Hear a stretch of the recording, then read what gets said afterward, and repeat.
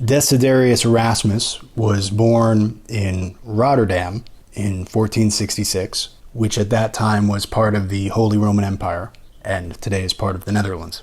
I looked at two pieces of writing of his. One was In Praise of Folly, and the other is Against War. But before we get into those, it's worth it to look at some of the context of Erasmus's life, what was going on at that time, because he lived basically at the beginning of the period of schism and reform and upheaval that we now call the Reformation. It's worth it to understand his writing in that context and to know where he sits in the divides that were happening at that time. And to understand that, it's worth it to look at some of the history of that period.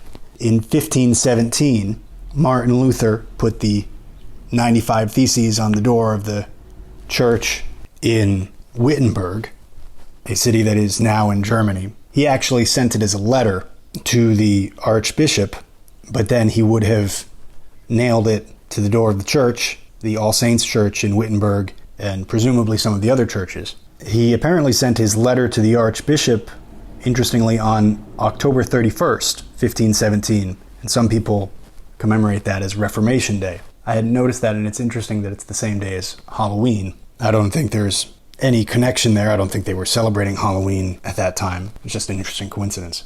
The 95 Theses is also called Disputation on the Power and Efficacy of Indulgences.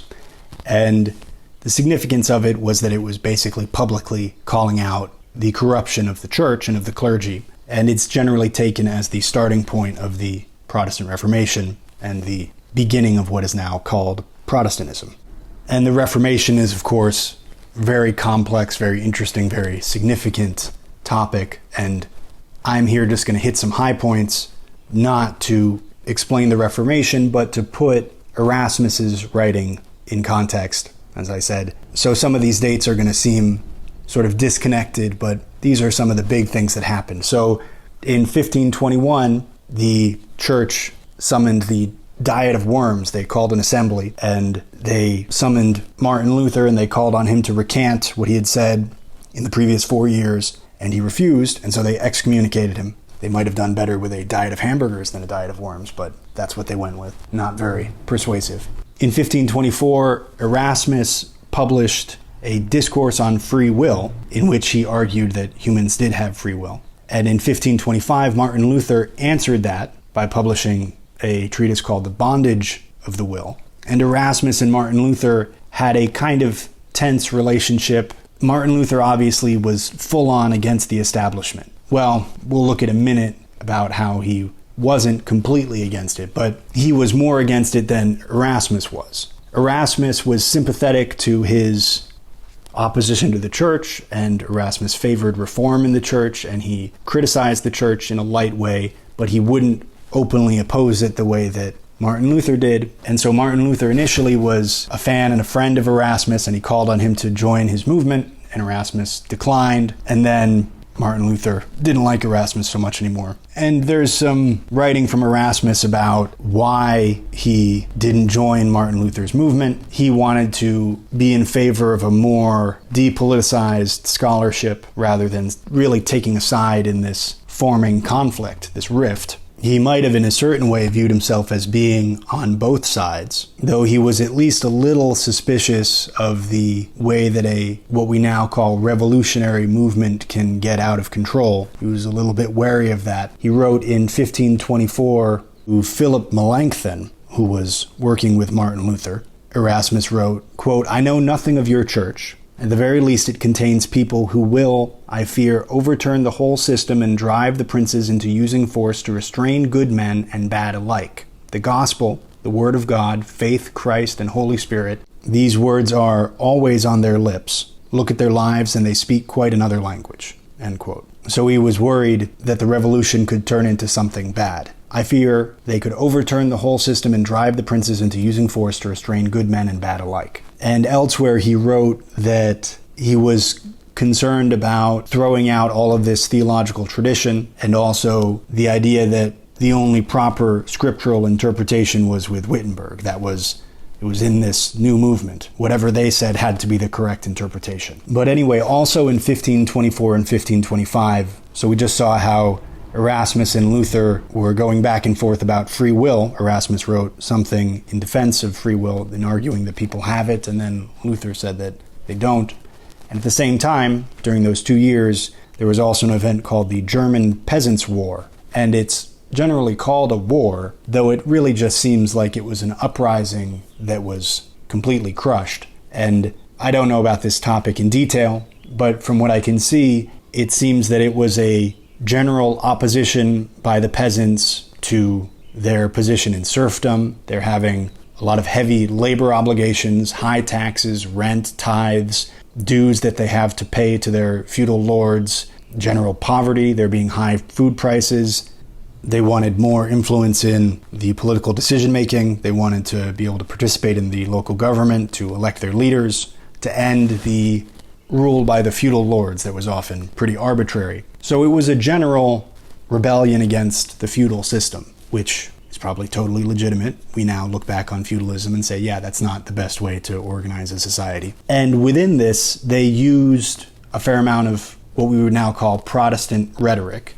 And it might be that all of this discontent was there, and then there was this religious movement starting in 1517, essentially. So now by 1524, for 7 years, Martin Luther, he's in what is today Germany, and this war is also taking place in what is today Germany. These ideas are spreading around and mixing with a discontent that's already there. And so it would probably be wrong to say that it was a Protestant rejection of the Catholic aristocracy, but they were using a religious language, at least to a certain extent, alongside their other secular concerns, a religious language that was also in rebellion, revolt against an established order, was very useful to them. Now, the trouble is, in May 1525, Luther wrote a tract called Against the Rioting Peasants, and the printers then changed the name without Luther's permission to Against the Murdering, Thieving Hordes of Peasants. And he was writing in 1525, May of 1525, and the fighting apparently ended around that time also. But I don't know exactly what the timeline is. Did he write it after it seemed like everything had been decided, or what?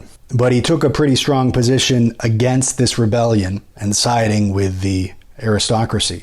And he pretty much had 3 objections, which were that the peasants had violated oaths of loyalty. They'd taken an oath and they'd violated those oaths. And they had done other things that were unchristian. They'd burned things down and killed some people. And they had used Christ's name in doing it, which was blasphemy. And I'm sure there is a political reason that he decided to do this, to not side with the peasants. And it probably was at least in part because they were using his language, and if he wasn't going to side with them completely and become a leader in this rebellion, then he at least had to distance himself so that he wasn't associated with it. And in retrospect, we can criticize him for not siding with people that were also revolting against a system, but we weren't there, and we don't know what he saw. And with this kind of thing, you're talking about the early 16th century, what the peasants were doing. Crowds of people do sometimes get out of hand, and he might have seen and heard some things that made him say, I don't want to have anything to do with this. And he might have also made a judgment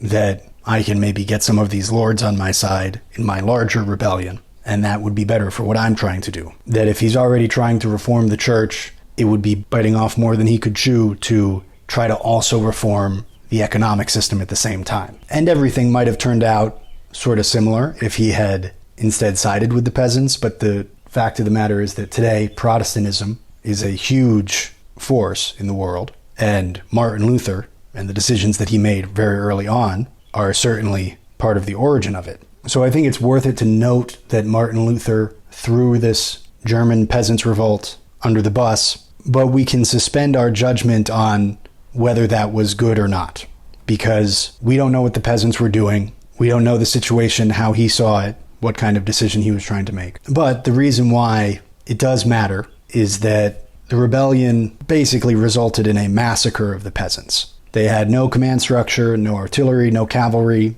Most of them were farmers and they didn't have any military experience. And they were fighting the aristocracy, which was full of experienced military leaders. They had equipment, they had disciplined armies at their command, and they had lots of money. And the result was between 100,000 and 300,000 peasants were slaughtered, and a negligible number of the aristocracy were killed. But then moving on, in 1527, troops under Holy Roman Emperor Charles V mutinied and sacked Rome, and this, of course, decreased further trust in the strength of the church. And this is a little complicated because Charles V was himself Catholic, and the troops that sacked Rome were not exactly at Charles's command. They were mutinying. He had positioned them outside Rome, and he wanted to use a sack of Rome as a threat to the papacy, but they apparently sacked it without his order. But the result is the same: further destabilization. Then in 1534, Henry VIII of England becomes the supreme head of the Church of England, and that is the beginning of the English Reformation. And that, of course, is its own thing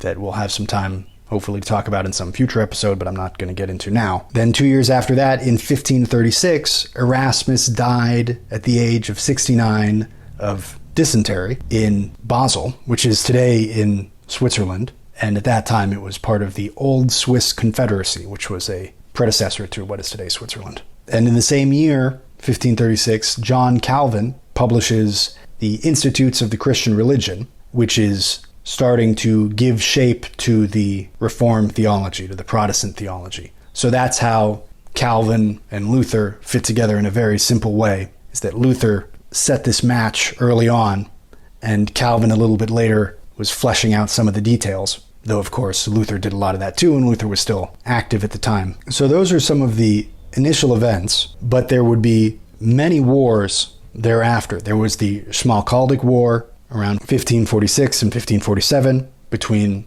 Charles V and the Schmalkaldic League, which was a defensive alliance of Protestant princes in Germany. Then there was the period called the French Wars of Religion, which was essentially a French civil war, or a period of civil war, a series of civil wars in France from 1562 to 1598, and these were between Catholic and Protestant factions in France. Then there was the 80 Years' War, it's also called the Dutch Revolt, between 1568 and 1648, between the Netherlands, which was mostly Protestant, seeking independence from Spain, which was Catholic. And then there was, of course, the 30 Years' War, 1618 to 1648, which is among the most destructive wars in European history, took place mostly in what is today Germany. You could almost think of it kind of as a German civil war. And so that gets us up to 1648. So we just went over basically 100 years following the events of the end of Erasmus's life, which was the beginning of the Reformation.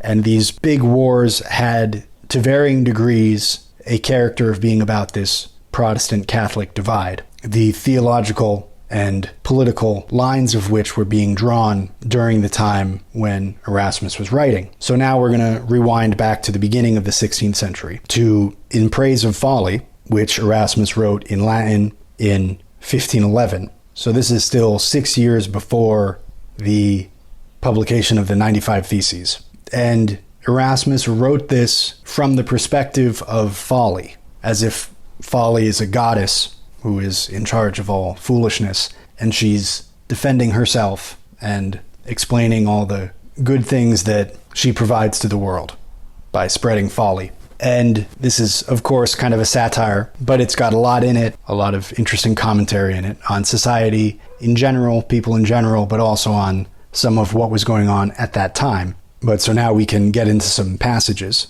He writes, quote, "I was more creditably suckled by two jolly nymphs, the name of the first Drunkenness, one of Bacchus's offspring, the other Ignorance, the daughter of Pan, both of which you may here behold among several others of my train and attendants, whose particular names, if you would fain know, I will give you in short. This, who goes with a mincing gait and holds up her head so high, is self-love. She that looks so spruce and makes such a noise and bustle is flattery. That other, which sits humdrum as if she were half asleep, is called forgetfulness. She that leans on her elbow and sometimes yawningly stretches out her arms is laziness. This, that wears a plaited garland of flowers and smells so perfumed, is pleasure. The other, which appears in so smooth a skin and pampered up flesh, is sensuality. She that stares so wildly and rolls about her eyes is madness. As to those two gods whom you see playing among the lasses, the name of the one is intemperance, the other sound sleep.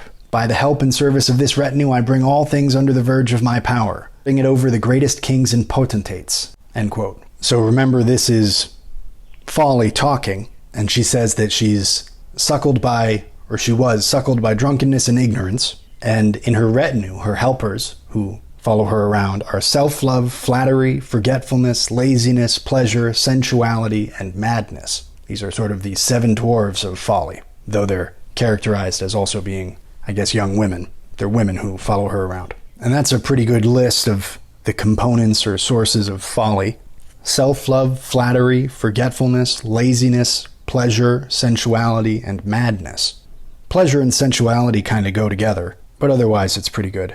He writes, quote, "In the first place, consider how providently nature has took care that in all her works there should be some piquant smack and relish of folly. For since the Stoics define wisdom to be conducted by reason, and folly nothing else but the being hurried by passion, lest our life should otherwise have been too dull and inactive, that Creator, who out of clay first tempered and made us up, put into the composition of our humanity more than a pound of passions to an ounce of reason. And reason he confined within the narrow cells of the brain, whereas he left passions the whole body to range in. Farther, he set up 2 sturdy champions to stand perpetually on the guard, that reason might make no assault, surprise, nor inroad. Anger, which keeps its station in the fortress of the heart, and lust, which like the signs Virgo and Scorpio rules the belly and secret members. Against the forces of these 2 warriors, how unable is reason to bear up and withstand, every day's experience does abundantly witness.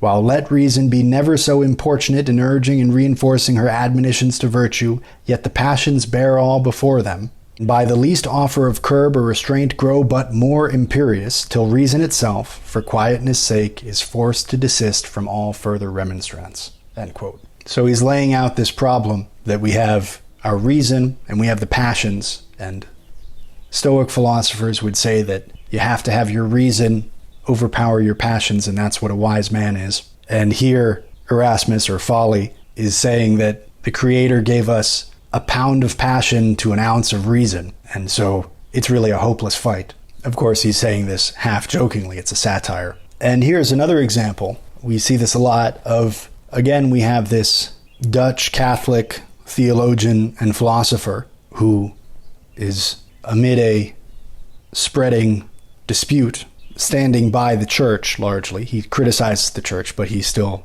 is close enough to it that he doesn't break rank.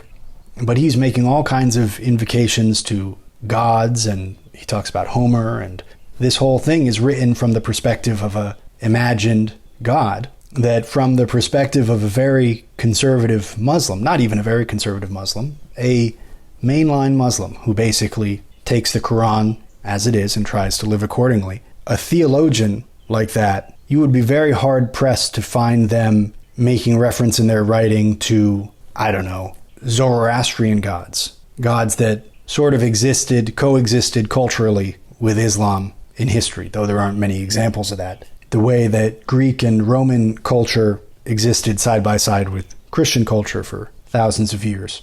Anyway, later he writes, quote, "In fine, there is no one society, no one relation men stand in, would be comfortable or indeed tolerable without my assistance." End quote. Remember, this is Folly talking. Quote, "There could be no right understanding betwixt prince and people, lord and servant, tutor and pupil, friend and friend, man and wife, buyer and seller, or any persons however otherwise related, if they did not cowardly put up small abuses, sneakingly cringe and submit, or after all fawningly scratch and flatter each other." End quote. So he's saying without folly, you couldn't have relations between people at all, without some silliness, without some people making a fool of themselves in a minor way, or sometimes in a major way. You couldn't have any of these things. Relations between prince and people, lord and servant, tutor and pupil, friend and friend, man and wife, buyer and seller, or any persons however otherwise related. That folly is what makes the world go round, essentially. He writes later, quote, "What grace is there in the greatest beauty, if it be always clouded with frowns and sulliness? Or what vigor in youth, if it be harassed with a pettish, dogged, waspish ill humor? None, sure. Nor indeed can there be any creditable acquirement of ourselves in any one station of life, but we should sink without rescue into misery and despair if we were not buoyed up and supported by self-love, which is but the elder sister, as it were, of folly, and her own constant friend and assistant." For what is or can be more silly than to be lovers and admirers of ourselves? And yet, if it were not so, there will be no relish to any of our words or actions. Take away this one property of a fool, and the orator shall become as dumb and silent as the pulpit he stands in. The musician shall hang up his untouched instruments on the wall. The completest actors shall be hissed off the stage. The poet shall be burlesqued with his own doggerel rhymes. The painter shall himself vanish into an imaginary landscape, and the physician shall want food more than his patients do physic. In short, without self-love, instead of beautiful, you shall think yourself an old beldam of 80. Instead of youthful, you shall seem just dropping into the grave. Instead of eloquent, a mere stammerer, it being so necessary that everyone should think well of himself before he can expect the good opinion of others. Finally, when it is the main and essential part of happiness to desire to be no other than what we already are, this expedient is again wholly owing to self-love. So flushes men with a good conceit of their own, that no one repents of his shape, of his wit, of his education, or of his country." End quote. So here he's saying that we're stuck in this bind where, in order to do anything, you have to have self-love. I mean, you might say confidence or even conceitedness or something. You have to like what you do and your doing of it. Otherwise, a musician wouldn't play music, a speaker wouldn't speak, a poet wouldn't write anything. Nobody would do anything except that they, at least a little bit, like what they do. They like their doing of it. And he says, but this self-love is itself foolish. He says, "For what is or can be more silly than to be lovers and admirers of ourselves?"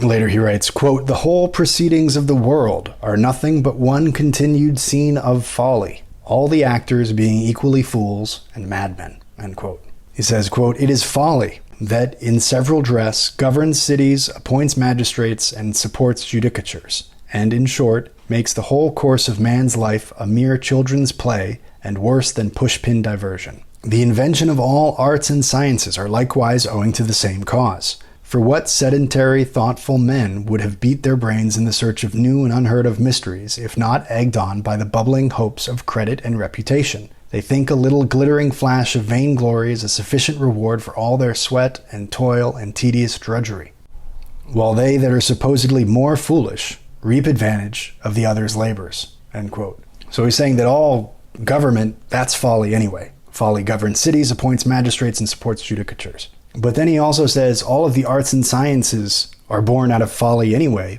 because why would a smart person go looking for some unheard of mystery, he says, if he wasn't looking for fame and reputation? And the person thinks that by all their work they'll get some little glittering thing for a second, they'll get some attention or whatever, and that's going to be worth it. And he says, and that's folly. And meanwhile, people who are supposedly more foolish than those people, they get all that stuff anyway by taking advantage of the people who actually did the work. He writes, quote, "In the undertaking any enterprise, the wise man shall run to consult with his books, and daze himself with poring upon musty authors, while the dispatchful fool shall rush blindly on, and have done the business while the other is thinking of it.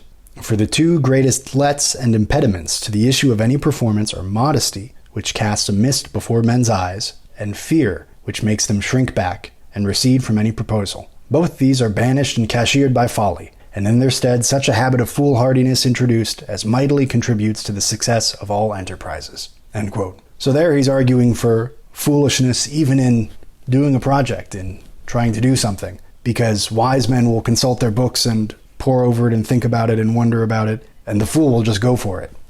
And this is very good satire because this is something where there's obviously a little bit of truth in that, but also you couldn't apply this on a grand scale because folly can just as easily get you into trouble when you're trying to do something. If you do something without thinking about it enough, without planning, that can make something fail also. But so can not starting it because you spend too much time thinking about it. He writes, quote, "Why should it be thought any scandal to be a fool, since the being so is one part of our nature and essence, and as so our not being wise can no more reasonably be imputed as a fault than it would be proper to laugh at a man because he cannot fly in the air like birds and fowls, because he goes not on all four as beasts of the field, because he does not wear a pair of visible horns as a crest on his forehead like bulls or stags. By the same figure we may call a horse unhappy, because he was never taught his grammar, and an ox miserable, for that he never learned to fence. But sure as a horse for not knowing a letter is nevertheless valuable, so a man, for being a fool, is never the more unfortunate, it being by nature and providence so ordained for each." End quote. I really like that one. So he's saying that it's as natural for a man to be a fool as it is for any animal to do any other thing. That's part of man's nature, is to be a fool. And to think that a man is unfortunate because he's a fool is to think that an ox would be miserable because he doesn't know how to fence, or a horse is unhappy because he doesn't know grammar. And so it is with a man. If a man is a fool, that's not unlucky, that's just how he is. Meaning that's how all people are. Not how that guy right there is, but that's human nature, is to be a fool. He later writes, quote, I have not yet determined whether it be proper to include all the defects of sense and understanding under the common genius of madness. For if anyone be so short-sighted as to take a mule for an ass, or so shallow-pated as to admire a paltry ballad for an elegant poem, he is not thereupon immediately censured as mad. But if anyone, let not only his senses but his judgment be imposed upon in the most ordinary common concerns, he shall come under the scandal of being thought next door to a madman. As suppose any one should hear an ass bray and should take it for ravishing music, or if any one, born a beggar, should fancy himself as great as a prince, or the like. But this sort of madness, if, as is most unusual, it be accompanied with pleasure, brings a great satisfaction both to those who are possessed with it themselves and those who deride it in others, though they are not both equally frantic. And this species of madness is of larger extent than the world commonly imagines. Thus the whole tribe of madmen make sport among themselves, while one laughs at another, he that is more mad many times jeering him that is less so. End quote. This passage is a little more subtle than some of the others we've looked at so far, because initially he's talking about people whose senses are just obviously off. They hear an ass bray and they think it's nice music, or they're born a beggar and they think that they're a prince. Obviously, that's a clear failure of the senses and of the reason. That's madness. But then he says, and this species of madness is of larger extent than the world commonly imagines. He says it's more common than you think it is. And then he says, he that is more mad, many times jeering him that is less so. So he's talking here, I think, about failures of perception that maybe are more subtle than you think. You think something is great and it's terrible, or you think something is terrible and it's great, or somebody thinks that they're one way and in fact they're another. They think that they're a prince when they're a beggar, or they think they're a beggar when they're a prince.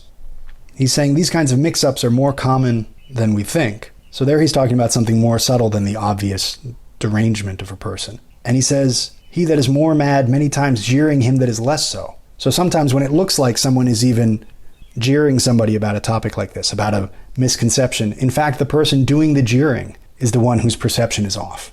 So it's an interesting little passage about our perception of ourselves and the phenomena, the things going on around us. And this next passage is about how this goddess of folly, who is speaking, how she would be worshipped, and where, and for what reason. And you can hear some pointed barbs for Catholicism slid in here. And remember that Erasmus wants to reform the church, he wants to improve certain things, though he's not a full-on Lutheran, he's not a Protestant. And so remember, this is folly talking. He writes, quote, I think myself then most religiously adored, when my respective devotees, as is their usual custom, conform themselves to my practice, transcribe my pattern, and so live the copy of me, their original. And truly, this pious devotion is not so much in use among Christians as is much to be wished it were. For how many zealous votaries are there that pay so profound respect to the Virgin Mary, as to place lighted tapers even at noonday upon her altars? And yet how few of them copy after her untouched chastity, her modesty, and her other commendable virtues, in the imitation whereof consists the truest esteem of divine worship. Farther, why should I desire a temple, since the whole world is but one ample continued choir entirely dedicated to my use and service?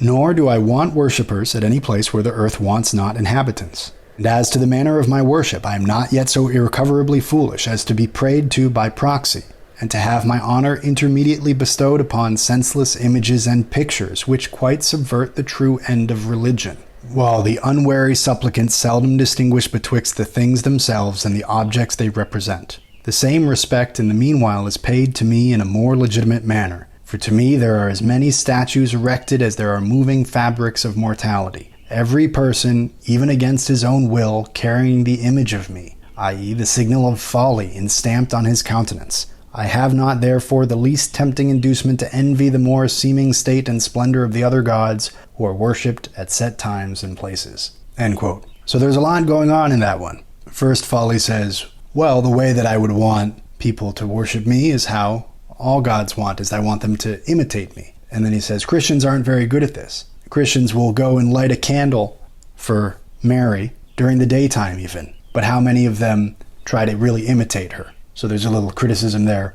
And he's also saying that he doesn't like images, which is a very Catholic thing. Statues and pictures, that these distract the believer. This is also a very Protestant criticism. And then getting back to it, he says, "Nor do I want worshippers at any place where the earth wants not inhabitants." Here, want is like lack. "Nor do I lack worshippers at any place where the earth lacks not inhabitants. Wherever there are people, I have my worshippers," says Folly. And she says, "I don't need statues or anything made of me because every single person is in memory of me. Everybody has Folly stamped on his countenance. He's got it on his face."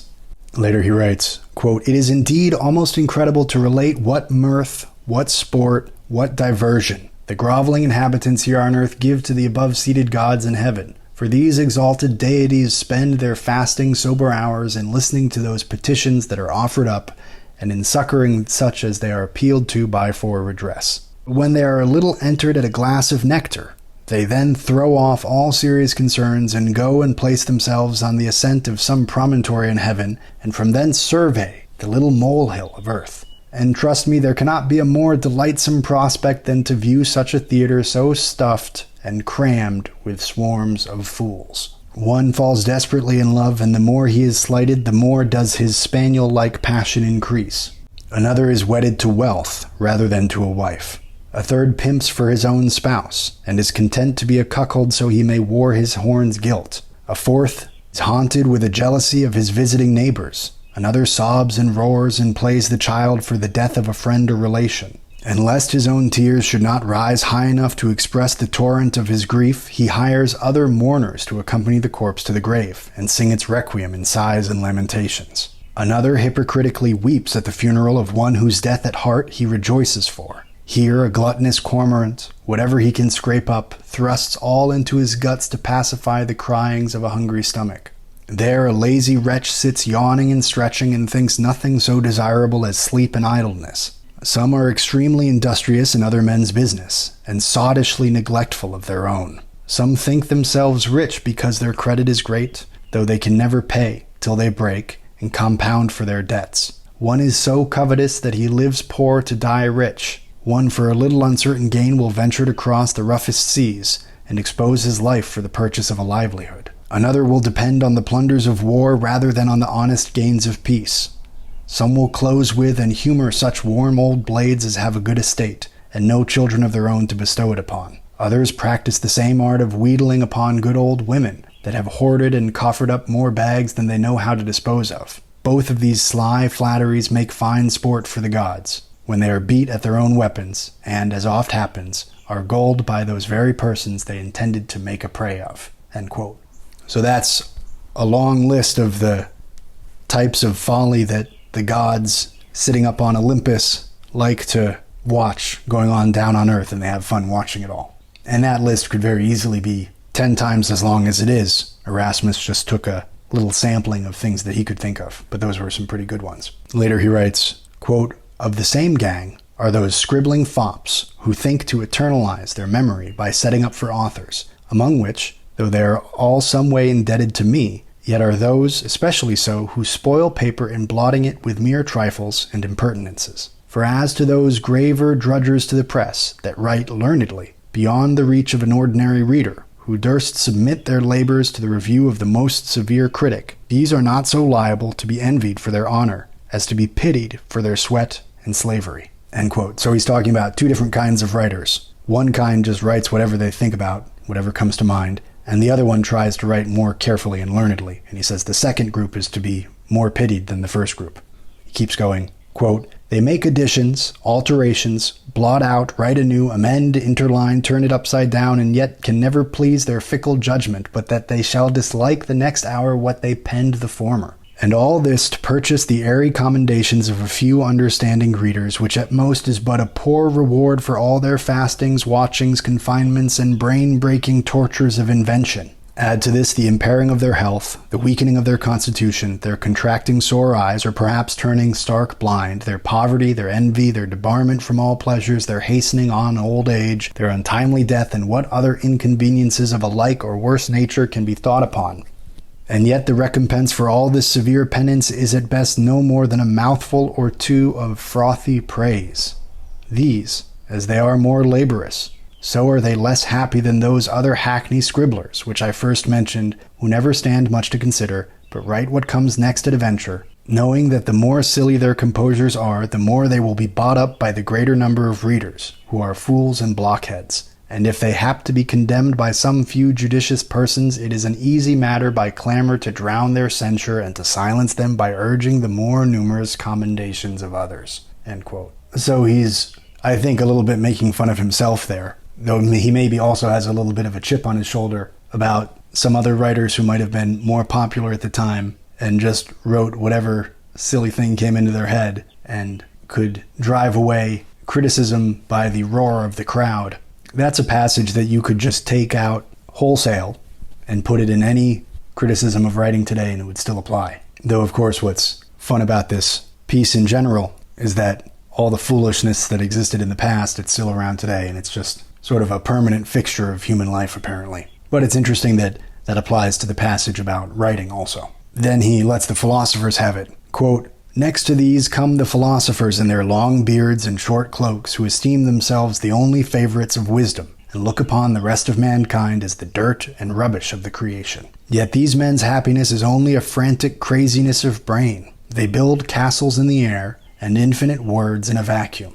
They will give you to a hair's breadth the dimension of the sun, moon, and stars, as easily as they would do that of a flagon or a pipkin. They will give a punctual account of the rise of thunder, of the origin of winds, of the nature of eclipses, and of all the other abstrusest difficulties in physics, without the least demur or hesitation, as if they had been admitted into the cabinet council of nature, or had been eye-witnesses to all the accurate methods of creation. Though, alas, nature does but laugh at all their puny conjectures, for they never yet made one considerable discovery, as appears in that they are unanimously agreed in no one point of the smallest moment, nothing so plain or evident but what by some or other is opposed and contradicted. But though they are ignorant of the artificial contexture of the least insect, they vaunt, however, and brag that they know all things, when indeed they are unable to construe the mechanism of their own body. Nay, when they are so purblind as not to be able to see a stone's cast before them, yet they shall be as sharp-sighted as possible in spying out ideas, universals, separate forms, first matters, quiddities, formalities, and 100 such niceties, so diminutively small, that were not their eyes extremely magnifying, all the art of optics could never make them discernible." End quote. So here we have a snapshot of a moment in the history of knowledge and the history of science. And he says philosophers, but what he immediately gets into is criticizing their very confident explanations of various natural phenomena. We would call that a scientist, not a philosopher. But he's calling it a philosopher because in those days, the guys who would answer questions about where thunder comes from or where the wind comes from, these guys were called philosophers. And they would basically use as their method reasoning. They would try to reason through and say, here's how big the moon is or whatever. And they'd be very confident about it, according to him. But the trouble is, none of them agreed with each other, even on the smallest point. That's what he's talking about. And this is what some people have called pre-science. That is, one of the characteristics of this period would be widespread disagreement about fundamentals. You don't even have a framework for anything. You don't agree on what kinds of questions you should be asking or what the basics are. So this is pre-science. And when you look at the history of science, you learn about certain guys like Eratosthenes, who was a Greek in, I think, the 2nd century BC, who lived in Alexandria, and he was the librarian of the Library of Alexandria for a while, or he was one of them at least. But he's known, among other things, for having estimated the circumference of the Earth and we now know that he came quite close. And of course, 2nd century BC, that's 1700 years, 17 centuries before Erasmus is writing. But a lot of the different kinds of claims explaining this or that natural phenomenon had this kind of character like Erasmus is saying. The other one I'm thinking of now is Lucretius. Eratosthenes is a good example. Lucretius is kind of a bad one.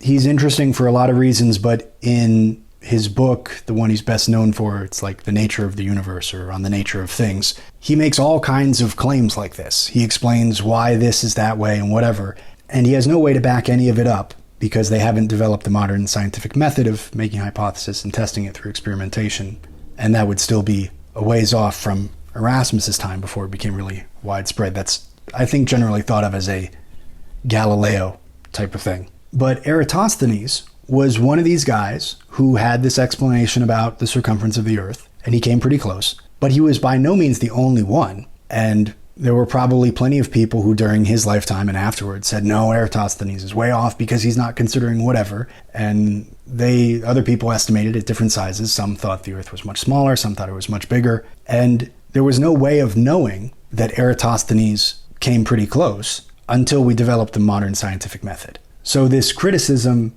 that Erasmus has of what he's calling philosophers, though they were very early scientists, but they didn't have the tools, the cognitive tools, they didn't have the method to really get at the questions that they were trying to get at.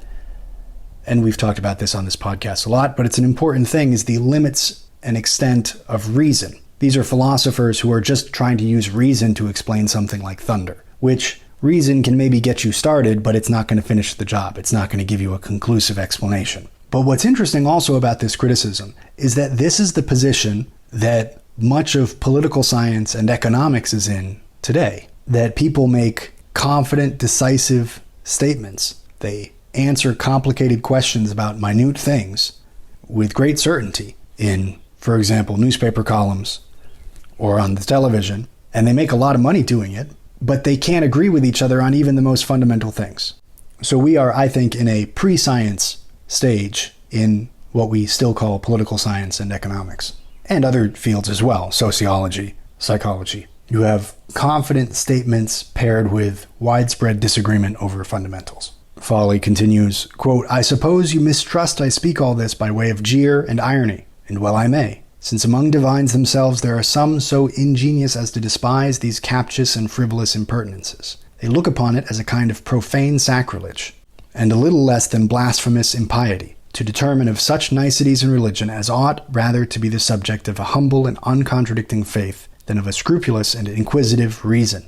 They abhor defiling the mysteries of Christianity with an intermixture of heathenish philosophy, and judge it very improper to reduce divinity to an obscure speculative science whose end is such a happiness as can be gained only by the means of practice. But alas, those notional divines, however condemned by the soberer judgment of others, are yet mightily pleased with themselves, and are so laboriously intent upon prosecuting their crabbed studies, that they cannot afford so much time as to read a single chapter in any one book of the whole Bible. And while they thus trifle away their misspent hours in trash and babble, they think that they support the Catholic Church with the props and pillars of propositions and syllogisms, no less effectually than Atlas is feigned by the poets to sustain on his shoulders the burden of a tottering world. End quote. So that one's a little complicated, and there was some context beforehand that might have been useful, but it was long, and so I thought I'd just explain it. He's talking about people who want to explain the details of theology. I guess he's talking about theologians through reason, through trying to reason about things, applying the tools of basically Greek philosophy to Christianity. And he doesn't agree with this because it's better to just have faith. And he says the people who do this have never read one chapter of one book of the Bible, and they think they're doing all this important work to hold up the church, and really they're not doing anything. This next passage, maybe it's just because I have Dante on my mind because we looked at him last week, but I think it was aimed right at Dante. I think Erasmus was thinking of Dante when he wrote this, or at least people who had been impacted by reading Dante, by reading the Divine Comedy. Erasmus writes, quote, Farther, They make as many partitions and divisions in hell and purgatory, and describe as many different sorts and degrees of punishment as if they were very well acquainted with the soil and situation of those infernal regions. And to prepare a seat for the blessed above, they invent new orbs and a stately empyrean heaven, so wide and spacious as if they had purposely contrived it, that the glorified saints might have room enough to walk, to feast, or to take any recreation." End quote. So he's talking about people who imagine they know all the different things in heaven and hell and all the different punishments and rewards that are there. And these are, of course, things that Dante went over in detail, though, as we looked at last week, Dante was not doing it from a theological perspective. He was doing it from a poetical and a historical perspective. He wasn't a theologian, and he never claimed to be. But it's pretty much guaranteed that his ideas then impacted theologians in the subsequent, basically 200 years, until Erasmus was writing this in 1511. Later, talking about princes, he says, quote, "Next to kings themselves may come their courtiers, who, though they are for the most part a base, servile, cringing, low-spirited sort of flatterers, yet they look big, swell great, and have high thoughts of their honor and grandeur. Their confidence appears upon all occasions, yet in this one thing they are very modest, in that they are content to adorn their bodies with gold, jewels, purple, and other glorious ensigns of virtue and wisdom, but leave their minds empty and unfraught, and taking the resemblance of goodness to themselves, turn over the truth and reality of it to others." End quote. So he's criticizing princes there, who outwardly they adorn themselves with all this stuff, and inwardly they don't adorn their minds with anything. And to show how Erasmus didn't lean hard on this stuff, but instead would equivocate a little. He would soften the blow. He writes, quote, "But I would not be thought purposely to expose the weaknesses of popes and priests, lest I should seem to recede from my title and make a satire instead of a panegyric. Nor let anyone imagine that I reflect on good princes by commending of bad ones. I did this only in brief to show that there is no one particular person can lead a comfortable life, except he be entered of my society, and retain me for his friend." End quote. So he was saying, I wasn't talking about good princes, I was just talking about bad ones.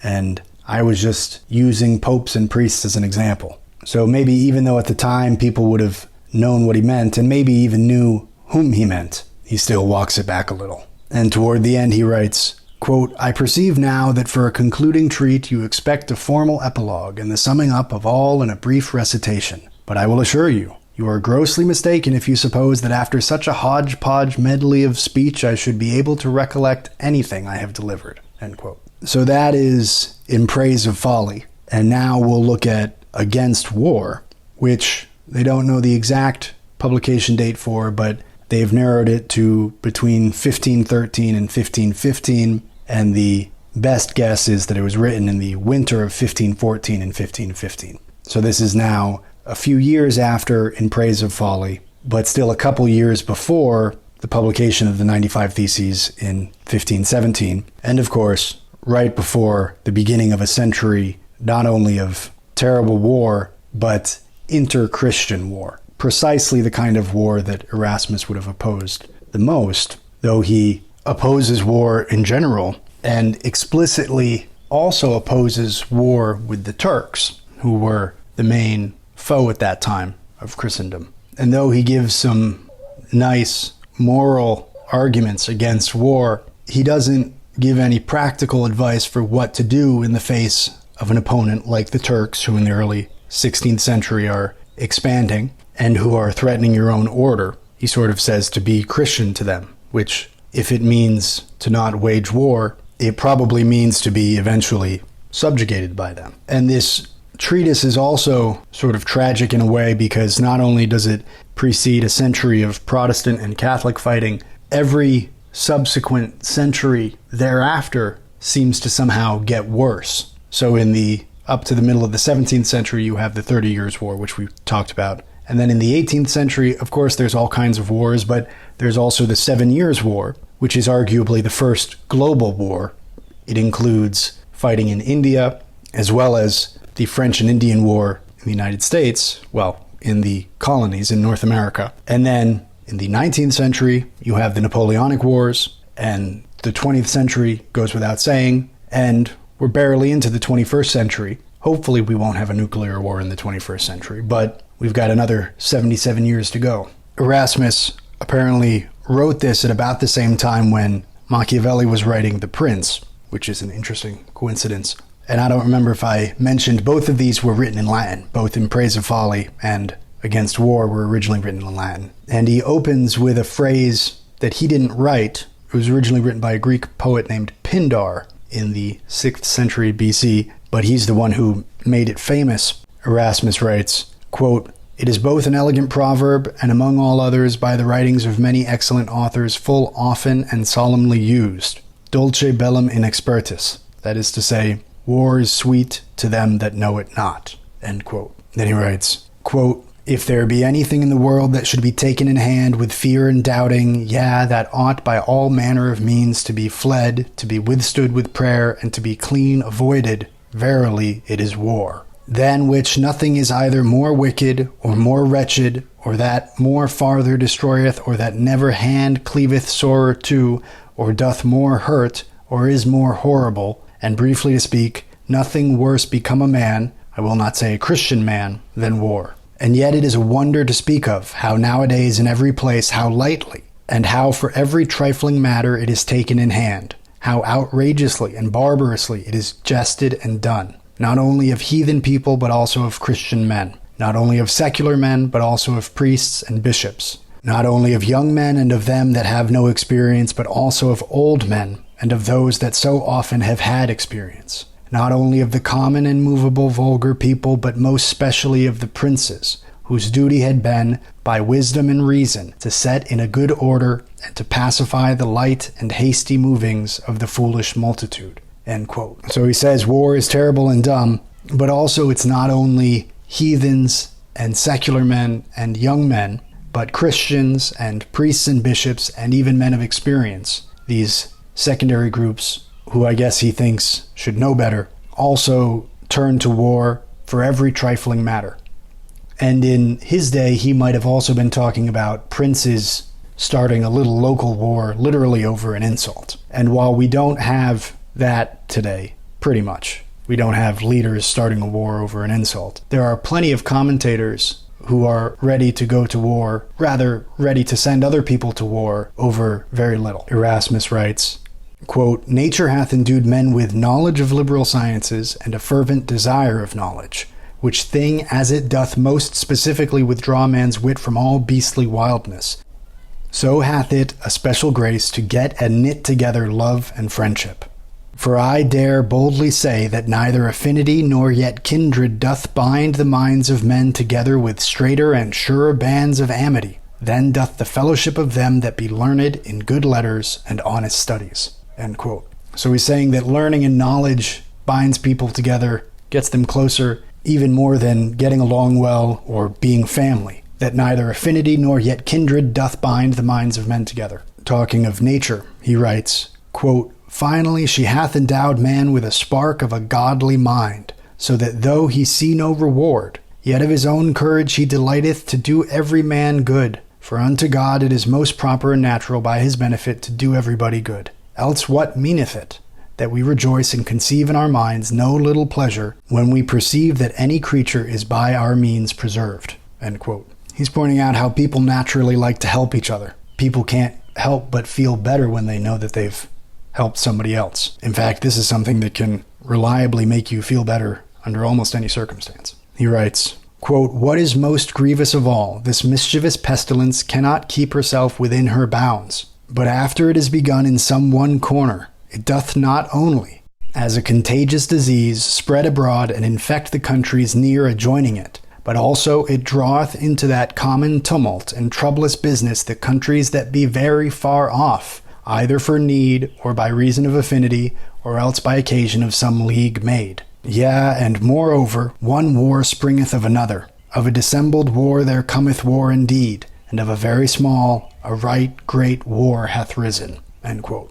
By the way, I know it sounds a little funny to be saying "yeah" in a text like this, but the translator used "yea" a few times. But he says a war spreads like a disease. It doesn't only spread to the countries nearby, but it could spread to a country far away by an alliance or a league, and it could also spread from a small war to a big war, A war that starts small won't necessarily stay small, and even a war that has ended can then give rise to another war later. He writes, quote, "It might have been better suffered if man, for lack of meat and drink, should have fought with man, to the intent he might devour his flesh and drink his blood. Albeit it is come also now to that pass that some there be that do it more of hatred than either for hunger or for thirst. But now this same thing is done more cruelly, with weapons envenomed, and with devilish engines." End quote. He's using the phrase devilish engines for the weapons that they had in 1514. They had catapults, they had some gunpowder, they had cast cannon, they had trebuchets, they had battering rams. These were the devilish engines he was thinking of. Imagine if he could see the devilish engines we've made since then. At one point he writes briefly, quote, "Where is the kingdom of the devil, if it not be in war?" End quote. Then he points out that for all the cost and sacrifice and loss involved in either capturing or destroying a town, he says you could build a brand new town for far less than it would cost to capture or destroy one. He writes, quote, "Now if we would call this matter to account and justly reckon how much war will cost and how much peace, surely we shall find that peace may be got and obtained with the 10th part of the cares, labors, griefs, perils, expenses, and spilling of blood, with which the war is procured. So great a company of men to their extreme perils ye lead out of the realm to overthrow and destroy some one town, and with the labor of the self-same men, and without any peril at all, another town, much more noble and goodly, might be new edified and builded. But you say, you will hurt and grieve your enemy. So even that doing is against humanity. Nevertheless, this I would ye should consider, that you cannot hurt and grieve your enemies, but ye must first greatly hurt your own people. And it seemeth the point of a madman to enterprise where he is sure and certain of so great hurt and damage, and is uncertain which way the change of war will turn." End quote. He writes, quote, "The power and authority over men, which be free by nature, and over brute beasts, is not all one. What power and sovereignty soever you have it by the consent of the people. And if I be not deceived, he that hath authority to give hath authority to take away again. Will ye see how small a matter it is that we make all this tumult for? The strife is not whether this city or that should be obeisant to a good prince, and not in bondage of a tyrant, but whether Ferdinand or Sigismund hath the better title to it, whether that city ought to pay tribute to Philip or to King Louis. This is that noble right, for the which all the world is thus vexed and troubled with wars and manslaughter." End quote. So we have some good early political science here. What power and sovereignty soever you have it by the consent of the people. And if I be not deceived, he that hath authority to give hath authority to take away again. This is a very early example of this thought, that government exists by the consent of the governed. And then he says, "The strife is not whether this city or that should be obeisant to a good prince and not in bondage of a tyrant, but whether Ferdinand or Sigismund hath the better title to it." So you can see they were using that rhetoric 500 years ago too. This guy's a good prince, that one's a tyrant. And Erasmus says it's not about that. It's just about a fight between Ferdinand and Sigismund. Whether the city is going to pay tribute to Philip or King Louis. Who's going to get the taxes? That's what it's really about. It's not about who's a tyrant. And those are the passages that I wanted to show you from Erasmus, reading In Praise of Folly and Against War. And both of those are short books that had a lot of interesting material in them. And I had to cut down a lot what I was going to show you. I really liked his style. The translation wasn't tremendously easy, so I don't think it was just a matter of the translation. His tone, he makes some jokes, but he makes very interesting points also. He was a guy who was trying to walk this line during what was about to be a very turbulent period. And the other books that he's written, he wrote a book called Handbook for a Christian Knight. That looks very interesting. He wrote a book about the education of children, about how to teach children what the curriculum should be, how you should do it. That seems interesting. He has these colloquies that apparently for a long time were very influential, but I'd never heard of them. The colloquies of Erasmus. They were very popular for a long time. And in them, there's a lot of phrases and sayings that are now commonplace, but we don't know where they came from, and a lot of them came from those. I want to look at those. And also, looking into the background, reading about the Reformation made me want to learn not only more about the Reformation itself and the different things that happened, but also to read the writings of some of these other guys, of John Calvin, of Martin Luther. I've read some Thomas More. Oh, I didn't mention that. Erasmus and Thomas More were apparently good friends. And Erasmus was also friends with Hugh Latimer, whom I think we've mentioned on the podcast before. Important guy. But whether you're Christian or not, Christianity and this divide between Protestantism and Catholicism, this tension, has had tremendous influence on European history and culture. And it's something I want to understand much more deeply. If you enjoyed listening to this podcast, I hope you'll go over to my website, fallrathpublishing.com, or to Amazon and pick up a copy of the edition of Mary Shelley's Frankenstein that we printed. It has an original cover art, 97 footnotes that describe some of the more unusual terms and references that Mary Shelley uses. The print quality is very good. I have it at a good price, free shipping anywhere in the US. I'm very proud of how it came out. If you haven't read Frankenstein, you absolutely should. If you have read it, you should get it for somebody you know who hasn't. It's both good for somebody who's used to reading old books, and it's also a good introduction for someone who maybe is not used to reading old books. It's relatively short, it's fast-paced, it's a lot of action. There's a lot to think about, there's a lot to talk about. It's as relevant today as it was when it was first published 200 years ago. It might be more relevant today, actually. We sometimes imagine that an old book is like fireworks, that it explodes when it was published and it has its initial impact, and then over the course of centuries, it sort of crackles down with the little sparks falling. But that its main influence was that initial publication. And for many old books, that might well be true. But some books are much more like a tree that takes centuries to grow, that its society really wasn't ready for the message that it had initially. And it took some time for the circumstances to be right, for its message to be really heard and to be the most relevant. And I think Mary Shelley's Frankenstein could be very well counted as one of those books. Anyway, thank you so much for listening. I hope you're doing well. I hope everything's going good for you. Farewell until next time. Take care and happy reading.